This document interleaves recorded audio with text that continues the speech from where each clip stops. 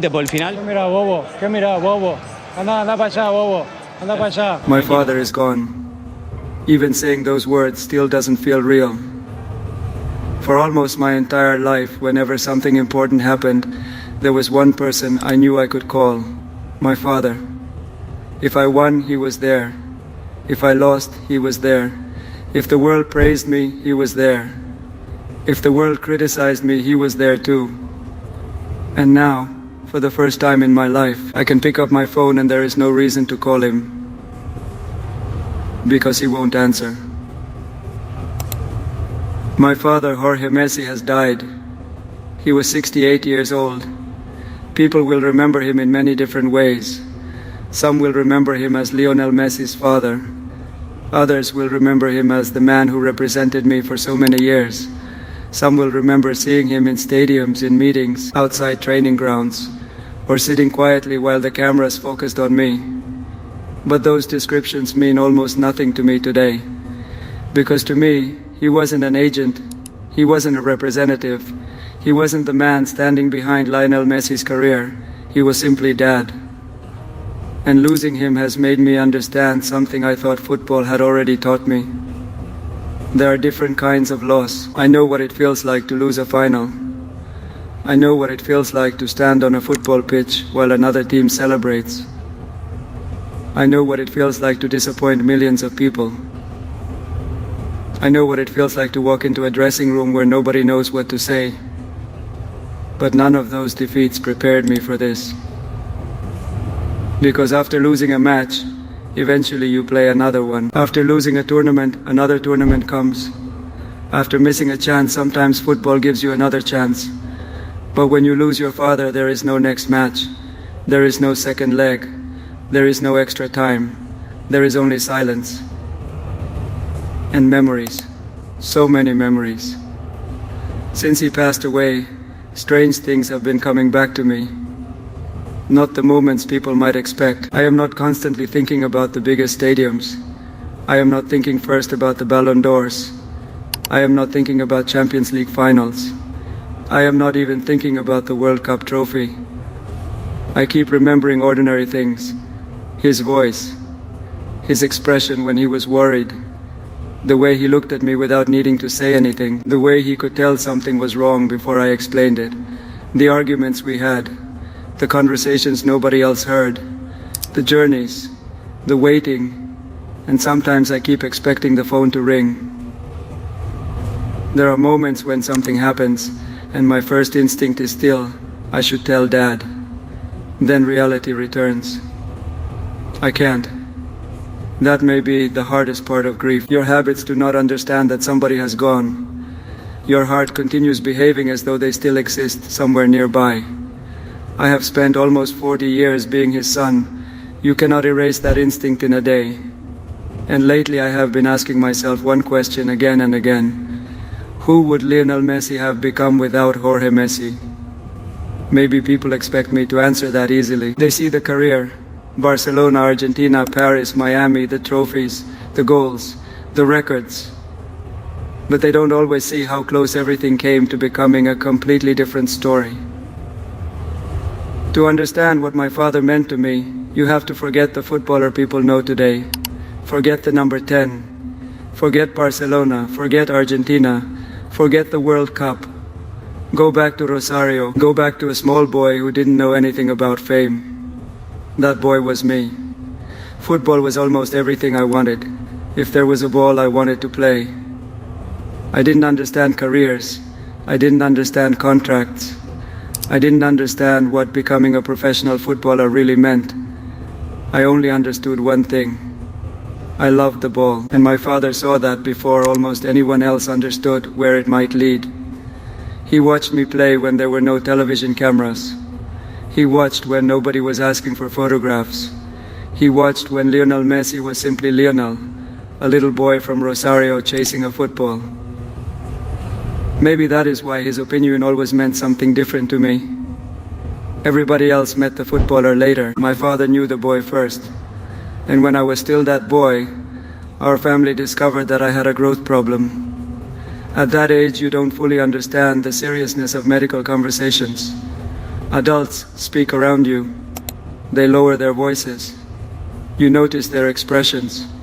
You realize something isn't normal. But you don't understand the bills. You don't understand the fear. You don't understand what your parents are thinking at night when you have gone to sleep. I knew that I needed treatment. My father understood what that treatment meant for the family, and that was one of the first times he began carrying a burden for me that I wasn't old enough to carry myself. Looking back, that became a pattern throughout my life. I played football. My father dealt with the things surrounding football. I dreamed. He worried about how to protect the dream. I ran onto the pitch. He handled problems outside it. And then came the decision that changed everything. Spain, Barcelona. Imagine being a father and looking at your 13-year-old son. He is small, quiet, attached to his home, attached to his family, and now there is the possibility of taking him thousands of miles away because maybe, just maybe, he has a future in football. Today everyone knows how the story ended. That makes the decision look easy. It wasn't. My father wasn't looking into the future and seeing Champions League trophies. He couldn't see Ballon d'Ors.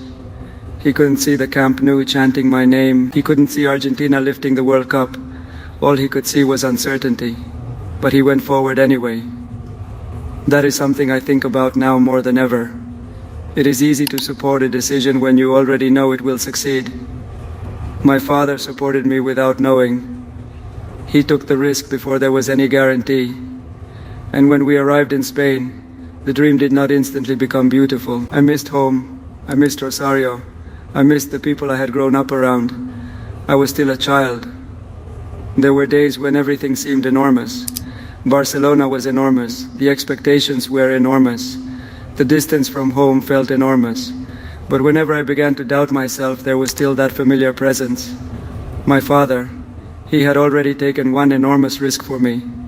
I couldn't simply stop, so I kept playing. One training session became another. One match became another. Slowly things began changing. The small boy started progressing. Then came opportunities. Then the first team. Then goals. Then expectations that none of us could have imagined. Suddenly the name Messi wasn't just our family name. It was being printed on shirts. People were chanting it. Millions of people were watching. And as my world became louder, my father became even more important. Because fame does something strange to your life. More people surround you, but fewer people know you. Everyone has an opinion. Everyone wants something. Everyone believes they understand you.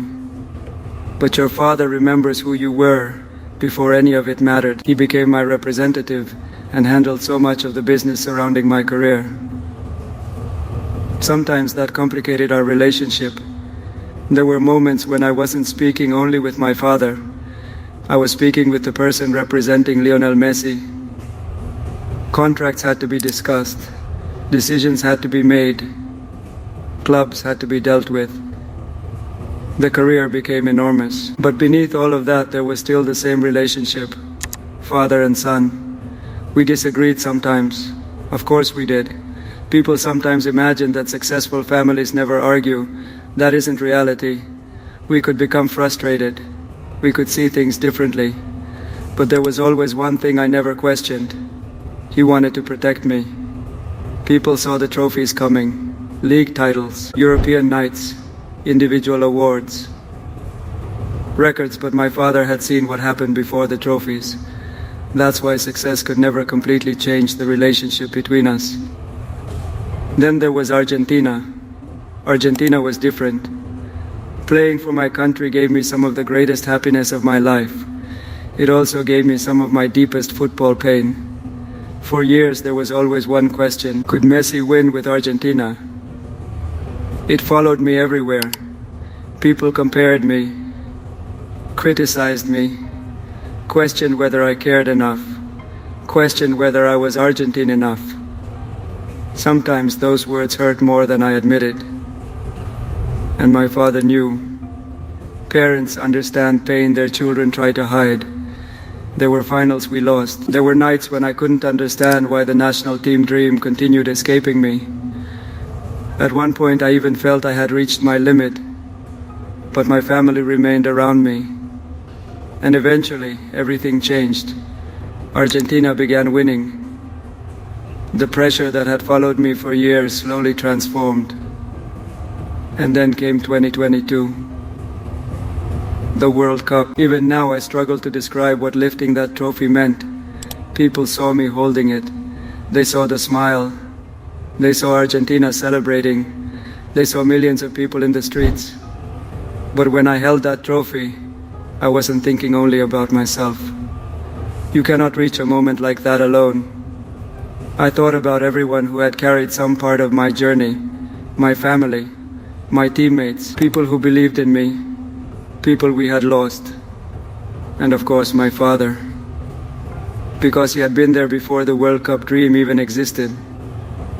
Before Argentina, before Barcelona, before Lionel Messi became Lionel Messi, there was Jorge.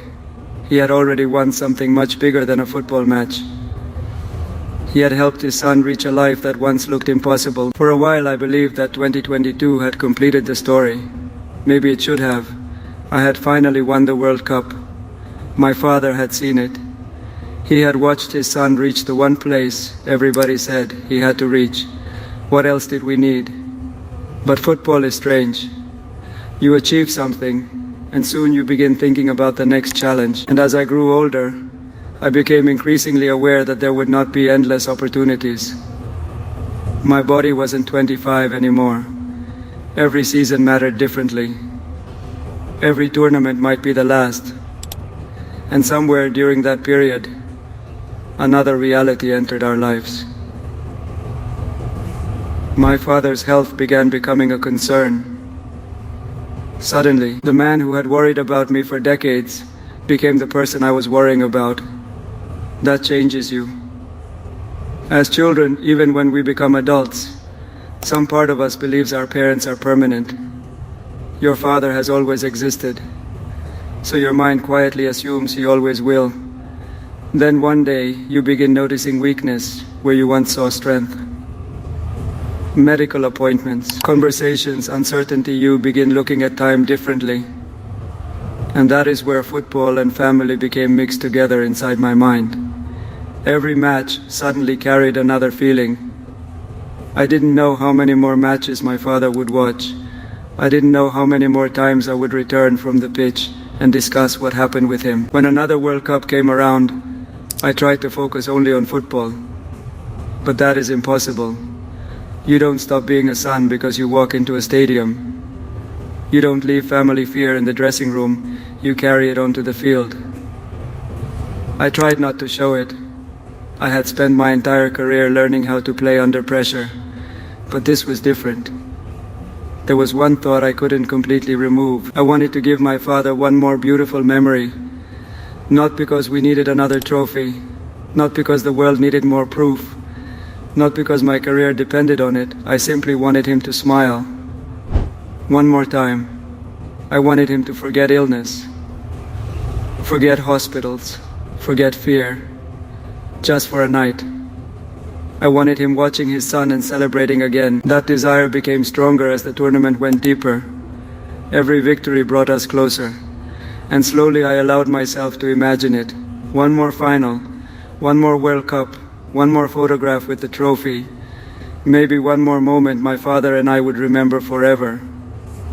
Then the final arrived. And when you are inside a World Cup final, there is no room for sentiment. You fight.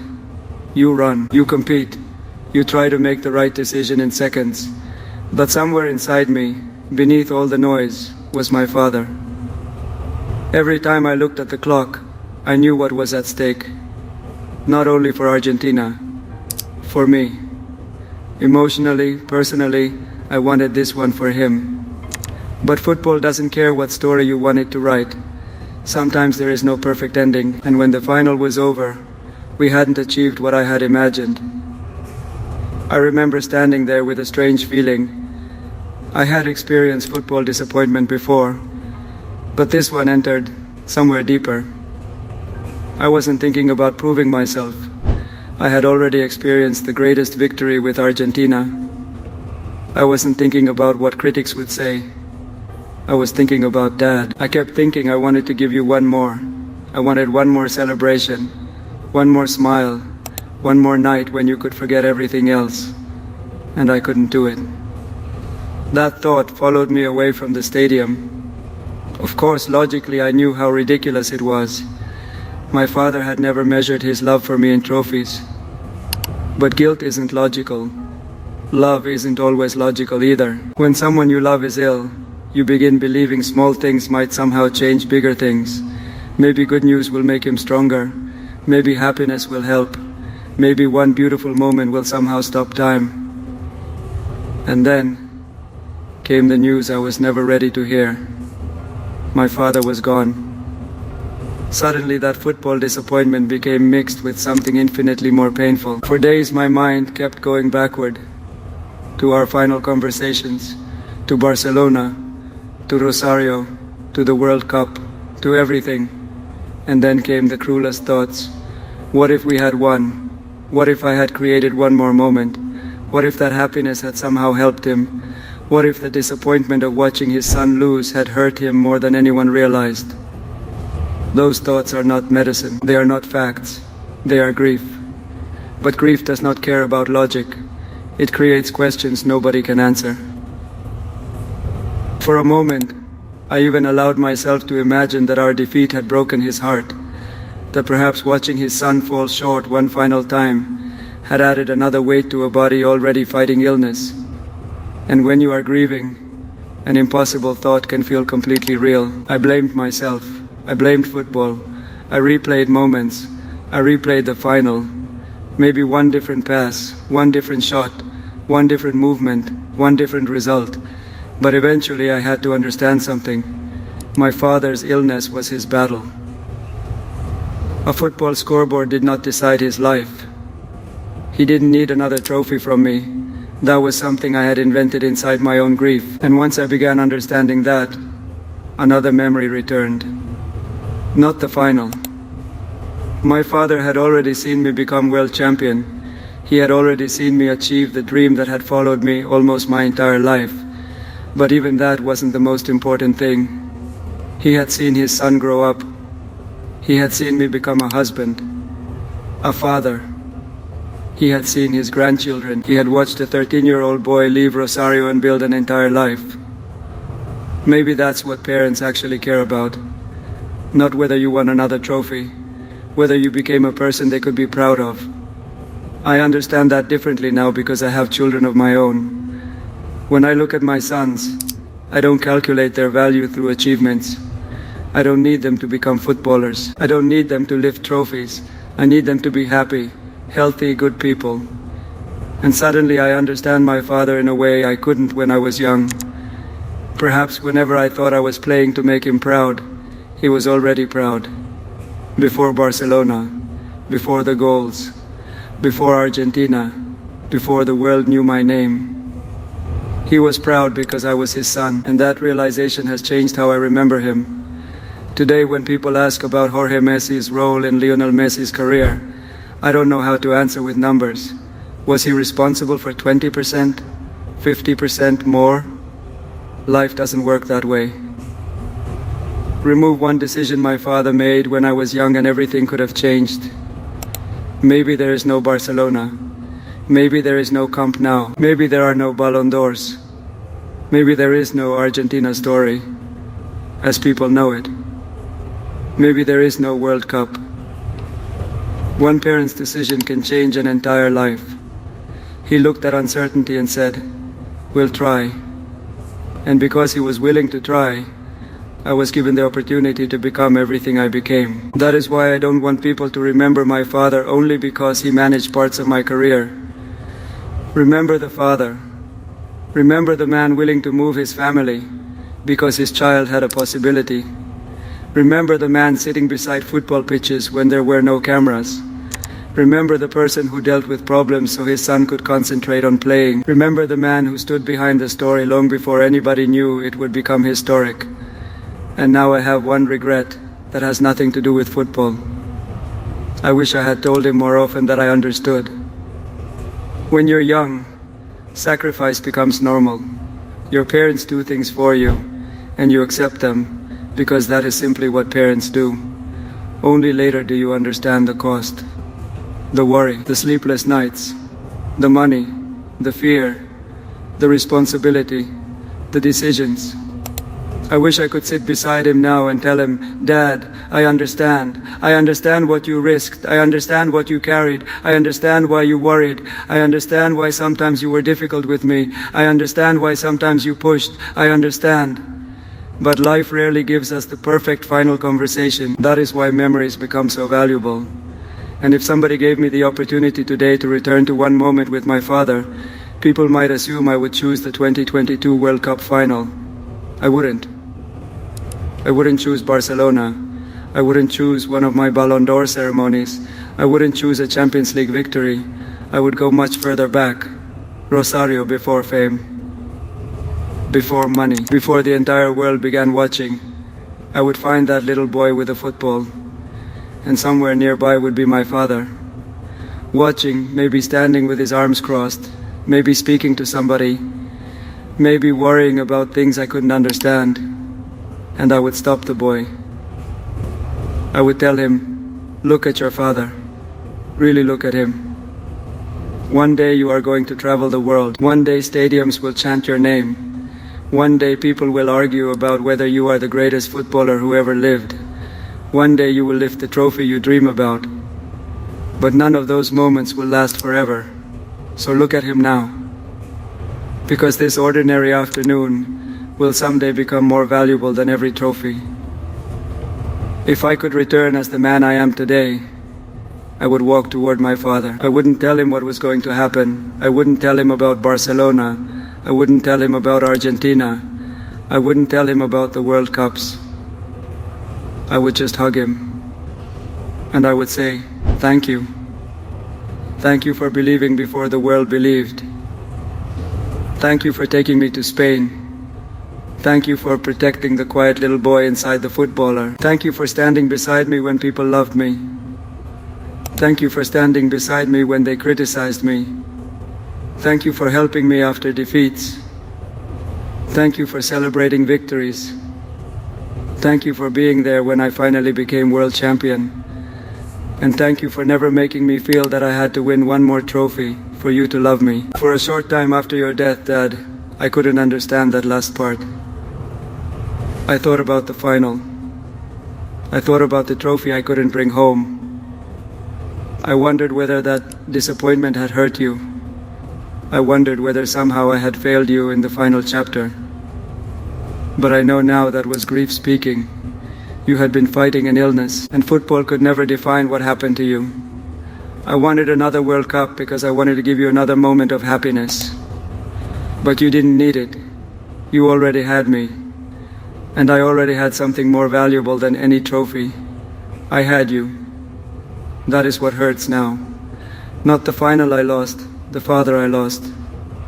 Those are two completely different things. Football gave me victories. Football gave me defeats. Football gave me fame.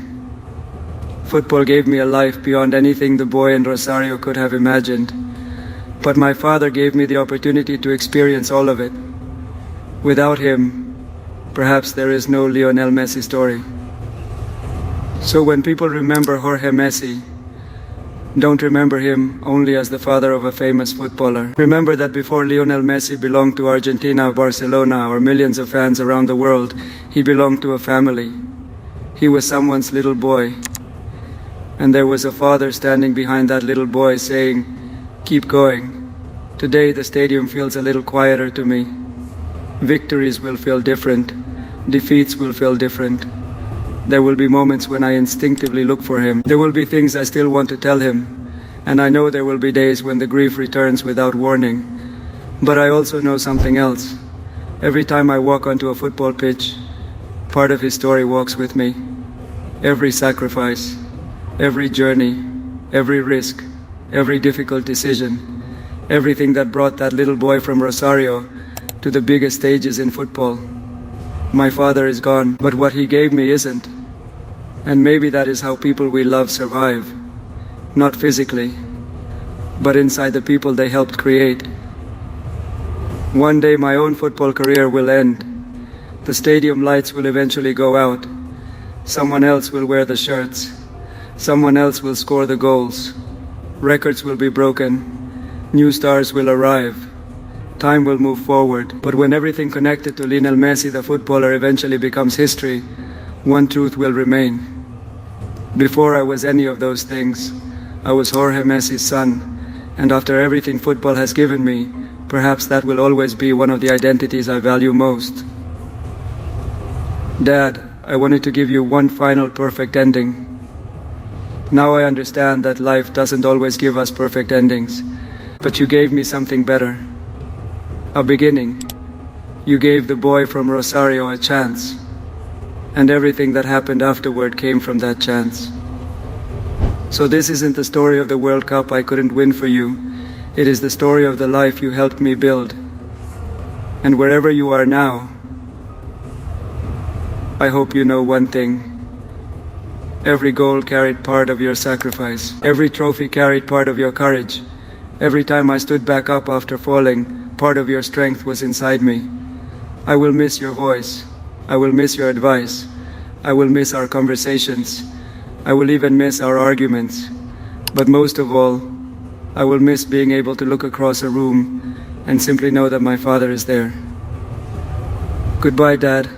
Thank you for everything. And if there is one thing from you that I will carry with me until my own final day, it is the lesson you taught me before anybody knew my name. Keep going, Leo. Just keep going.